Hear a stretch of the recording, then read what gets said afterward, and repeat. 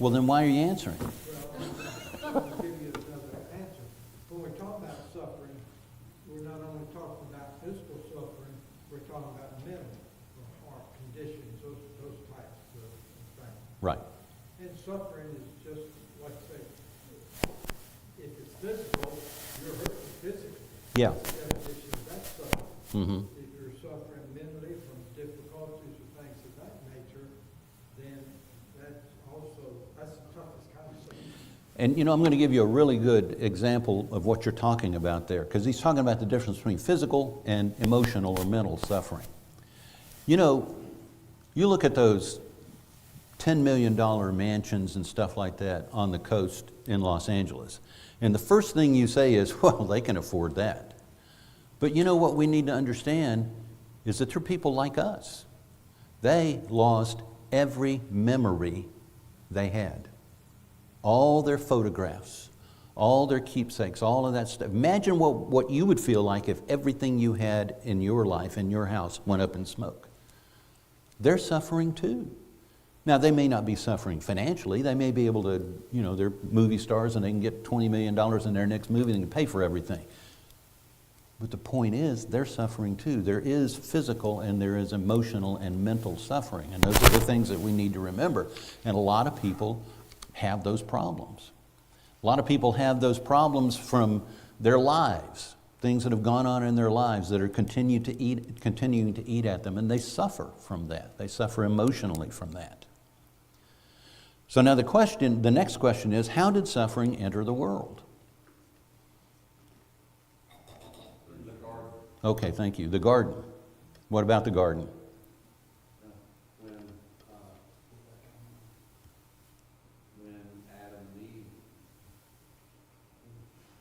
When Adam and Eve ate of the tree of life. Right. No, they ate of the tree of the knowledge of good and evil is what they did. Yeah, and they weren't allowed to eat of the tree of life. That was their punishment for that.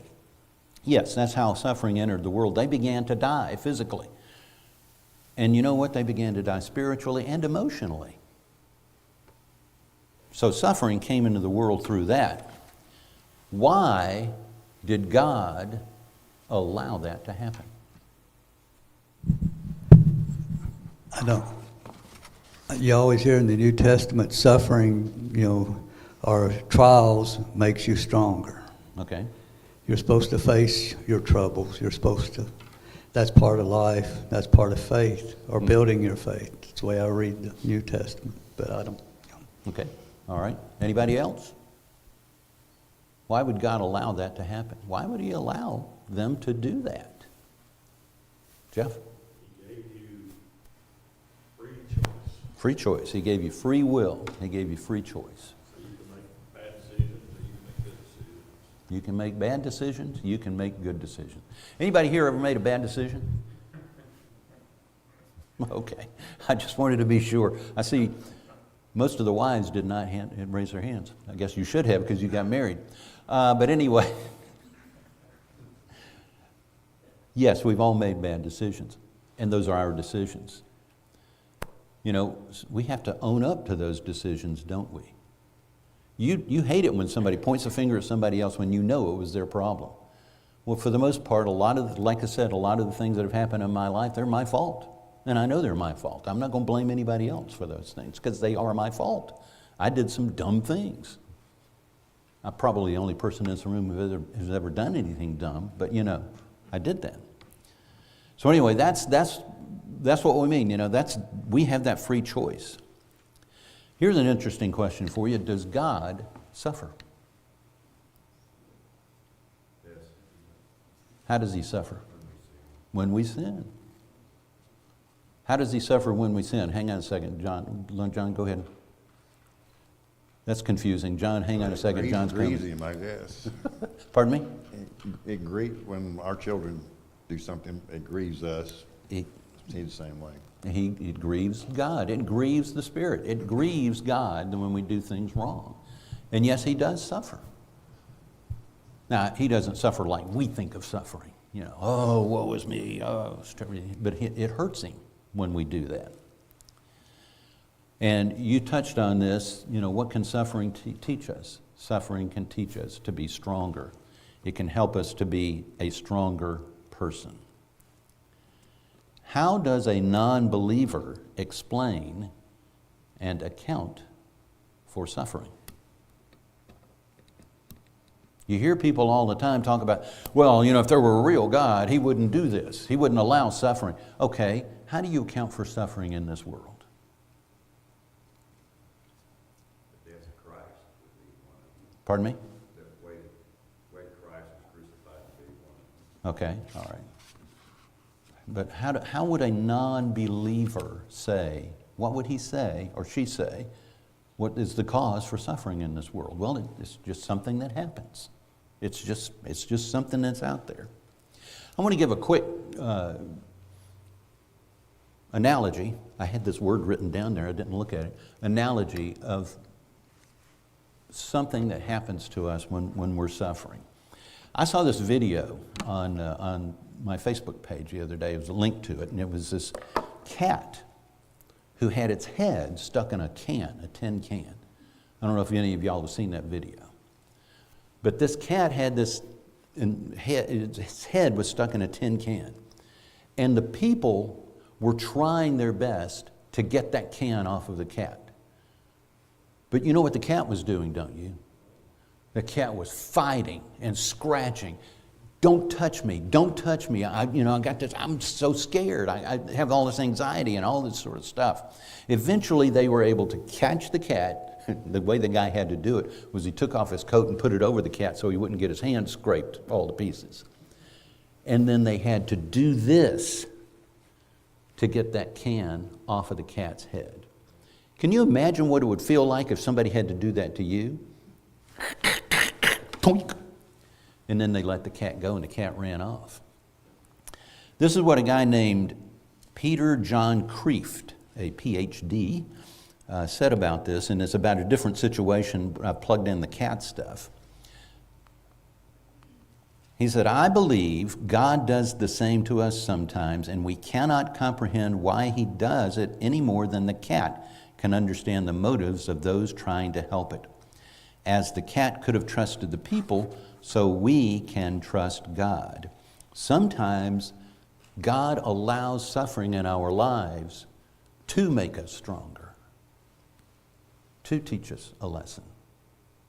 And sometimes He pulls it away to make us stronger, to teach us a lesson.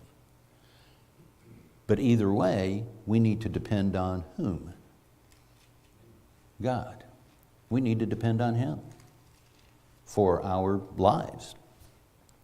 So as we kind of mull that over, this is what a mathematician and Christian apologist named John Lennox said. Has anybody ever heard of John Lennox? I had heard of him before I saw this, but I've never really listened to anything that he said here. But this is what he said. And he should know about suffering. He's bald. Suffering happens to many in many different ways, and many are trying to come to terms with it. I find it the hardest problem I face, and I do not think atheism solves it except in a trivial way. It says, well, that's just how the world is. But what atheism does not do is remove the pain of the suffering. I'm faced many times with people who have a few weeks to live, a few months to live, and they want answers. They want to put this into a big picture, and I can understand that. Atheism superficially appears to have a solution, but deep down has no solution because it leaves the suffering, but it removes all hope. There is no hope, none at all. The question is, couldn't God have made a world with no natural disasters or personal suffering? The answer is, of course, He could have. We can make such worlds. We call them robotic worlds, but there are no humans in them. We're wishing ourselves out of existence if we say, could God not have made a world in which people are incapable of doing evil, because evil is the flip side of the capacity to do good. If you can do good, obviously you can do evil. That's what he's talking about. My answer is this. At the heart of Christianity, there is a cross. And whatever that tells you, if the central claim of Christianity is correct, that Jesus is God incarnate, then that is God on a cross. And I ask myself, what's God doing on a cross? One thing it tells me is that God does not remain distant from the problem of human suffering, but has himself become part of it. Now, if that were the end of the story, I would have nowhere to go. But it's not the end of the story. The central evidence for the truth of Christianity is the resurrection of Jesus from the dead. That opens up a huge possibility that ultimately justice is going to be done. And when we're talking about ethics and morality, this, to my mind, is the most important factor in the situation, that justice is going to be done. What was it that Job wanted? When you read a lot of Job, he wanted justice, didn't he? Why is this happening to me? I put it to Richard Dawkins, and he said, well, I fight for justice in this life. And I said, so do I. But Richard, you have no ultimate hope of justice, so that the vast majority of people who've ever lived never have justice in this life. And there's no future existence for them to get justice in, so they're never going to get justice. And their cries for justice from the gas chambers of Auschwitz or anywhere else is proved to be an illusion. I simply don't believe that. I believe there's evidence that there is a God who will ultimately do fairness. That's not a solution to the problem of evil, but I believe it's a powerful way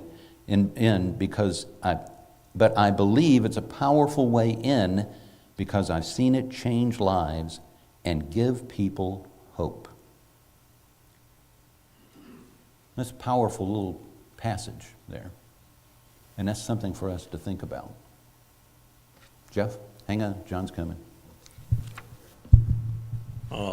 The very first comment that he made in his text was he believed that God could have made a world that was without all the pain and suffering. He did. He did. It wasn't that he could have, he did. And the difference is that when we become involved and we begin to exercise our will is when the problems start. Right. And that's where, so if, the fact that that he did make it, he also made a path back, which was Jesus dying on the cross to be able to rectify those deeds and to be able to be forgiven of those injustices that we created. And he gave us the ability to do that through his son. And I think that's the hardest thing for people who don't want to believe in God, is because they themselves think of themselves as God in a large sense. Even though they may not say that, they're in charge of their destiny according to them. And you talk to them, and there's people in my family that I talk to, they believe they're okay. There's no problem because I'm in charge, kind of thing. And it's like, well, you're not, but, you think you are, but you're not. You have to, you're in charge of the point that you can change, but they don't want to change. They want to be like they are, and they think that they're controlling their destiny, and no matter what you tell them about God, they don't want to hear that because in their own mind, they're okay. And we need to, be careful that we don't come across as if we're smarter than they are or whatever. We just, the idea of just telling them that there was the redemption to get us back to point zero when we weren't in charge and we allowed God to be in charge is going to be where you alleviate pain and suffering and sin and all the other things that, kind of blend in together with it. But anyway, so. Okay. Anybody else have a comment there? Yeah, you're right. There was a perfect world. It's not perfect anymore. And, that's I always say this is one of the beauties of the Bible. The Bible is truthful. And you know how I know it's truthful? Because it tells us about everybody's problems, about everybody's issues, about everybody rejecting God, who rejected God. All the bad things. It tells us the good, the bad, and the ugly. And people just look at that as a list of rules, do's and don'ts. But the Bible is an instruction book for us.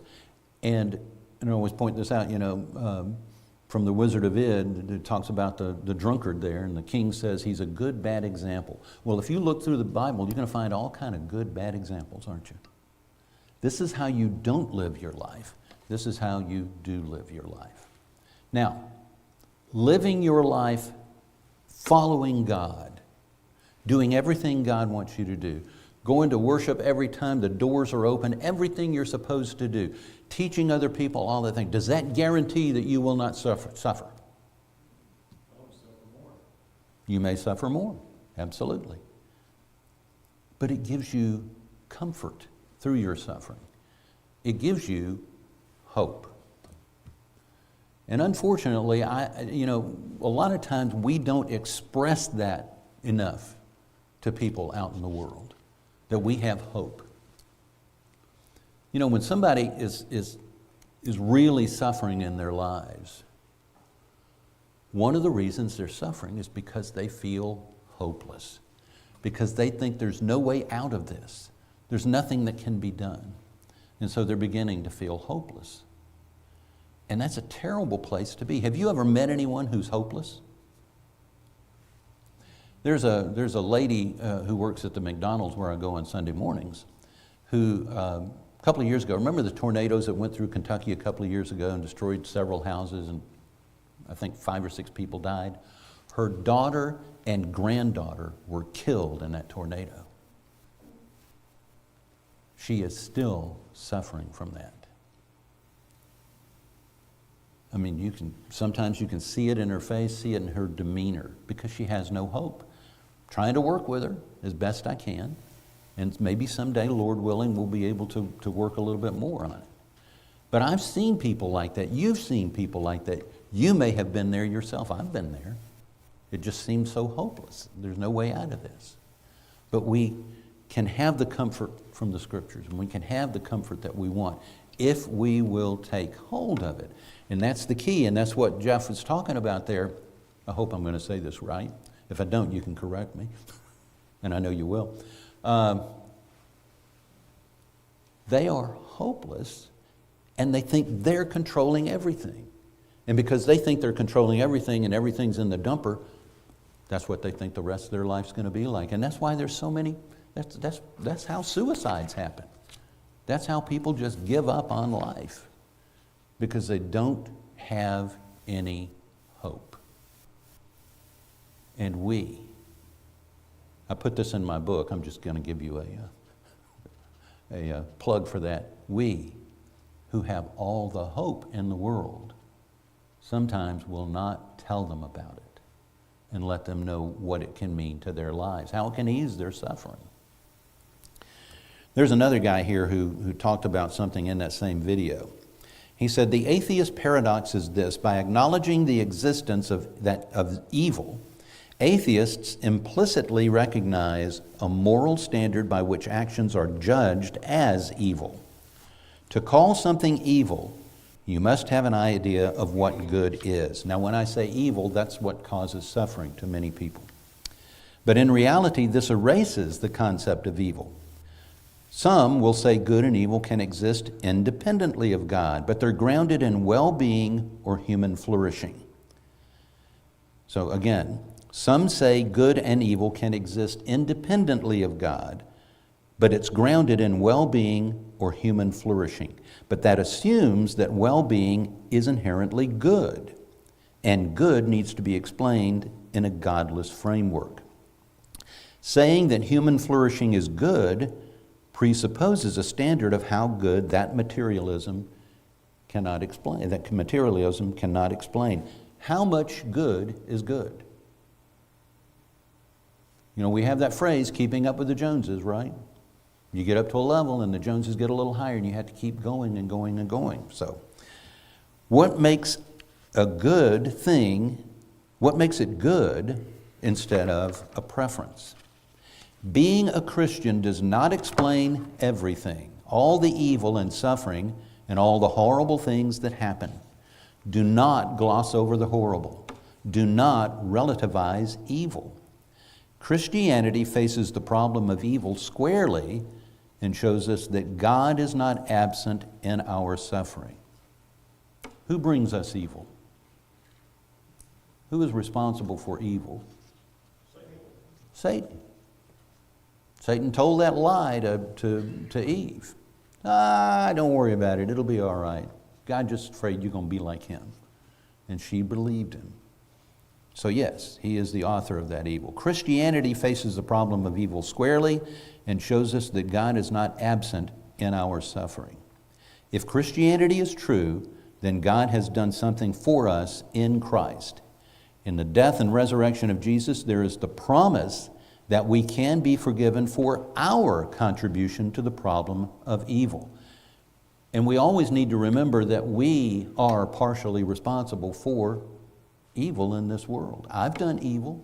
I've done things that have caused people to wander away. I've hurt people. I've done that. And I freely admit that. I'm not going to tell you about everybody, but I've done that. And I'm trying to face my responsibility. You remember in Nehemiah, when Nehemiah decided that he needed to go back and build that wall, what was the first thing he did? Prayed, confessing sin. Prayed, confessing his sins. He'd been in Babylon for all these years, Persia, for all these years.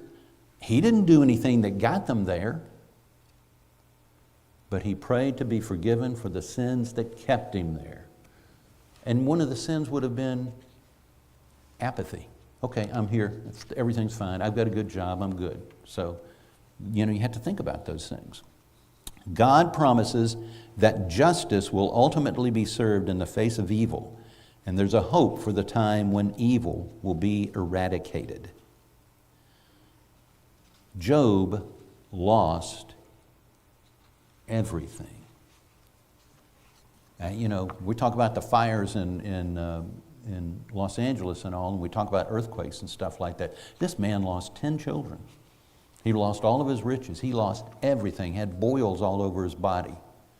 By the way, his wife lost 10 children too. And she was seeing her husband suffer. And that's why emotionally she was suffering as well. She was just weaker than Job was.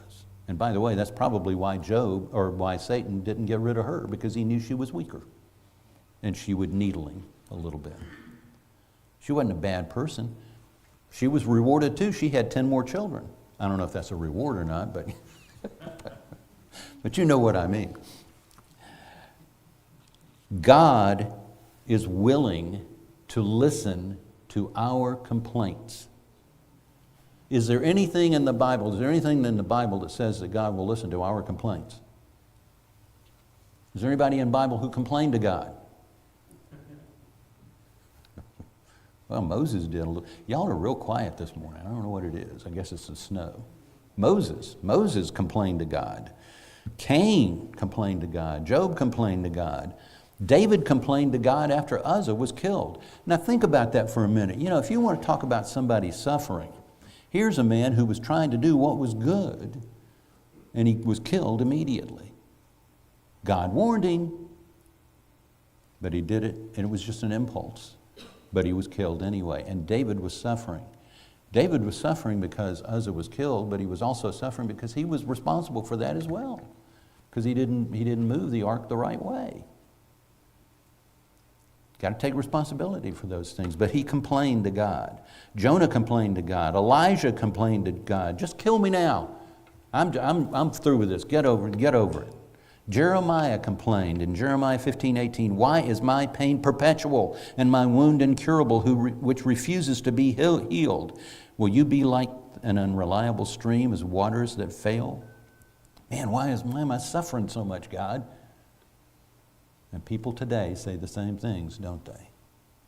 And people shake their fists at the sky and they say, God, why am I suffering? And you know what they get in an answer?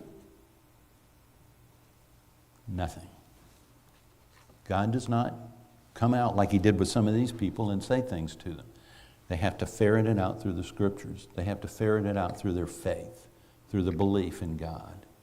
And it's not easy. When we run into people who are suffering, when people talk to us about people who are suffering, we need to be, first of all, empathetic and understand that they are suffering just like we've suffered, and maybe suffering even more than we've ever suffered. They're not wanting to hear all the scriptures in the world. They're wanting to have somebody put their arm around their shoulder and tell them it's okay, I'm here for you. And then we have the opportunity to continue to tell them about the comfort of God, to get them through their suffering. You know, people say, well, how do you get through it? Well, here's how I get through it. And then we can talk to them about that. We don't need to beat them over the head. It's a delicate subject, and we need to be careful to empathize with them. We must take the time to listen to them and to respond, to understand that we can learn what they can learn from their suffering, and by the way, what we can learn from their suffering, and how we can grow ourselves. I'm going to tell you a quick story to close this out. There was a man about 60, 70 years ago he was an entertainer, and he was not doing very well. And at one point, he just decided, you know, I may give this up. I may have to get a regular job. And his wife had had a baby. They had a newborn baby. He had $7 in his pocket. And one day he was walking by a church, and they had something they were doing, and he just decided, you know what, Lord, I'm going to give you this money. He said, if I give you this money, will you bless me? But he just said, I'm going to give you all my money, $7. That's all he had in the world. The next day, he got a job which gave him 10 times the amount that he had given up the night before. I don't know how that happened, but I do know that he eventually became a very successful entertainer. And I do know that he kept his word. And that's where we got St. Jude Children's Research Hospital. That was Danny Thomas who made that vow all those years ago. Now, he did it to, you know, I don't want to get into that. But the thing is, that little teeny tiny bit of suffering that he had has led to today an entire industry where children who are suffering can be relieved of their suffering. You see what good can come from suffering sometimes? And we need to think about those things as we're going through our lives. Suffering builds character. Suffering builds strength. And our suffering can be relieved by knowing the hope that comes from Jesus. For knowing the hope that we have, that even though the worst happens to us, it's not the worst, because we're going to get the better when we die. We're going to get heaven. And we'll be able to walk. We'll be able to, we won't be suffering anymore. Okay, I've talked a lot. We're over time. Next week we're going to have another question. This is something I want you to think about. Do you believe God? We've talked about, do you believe in God? Do you believe God? Thank you very much. I appreciate it.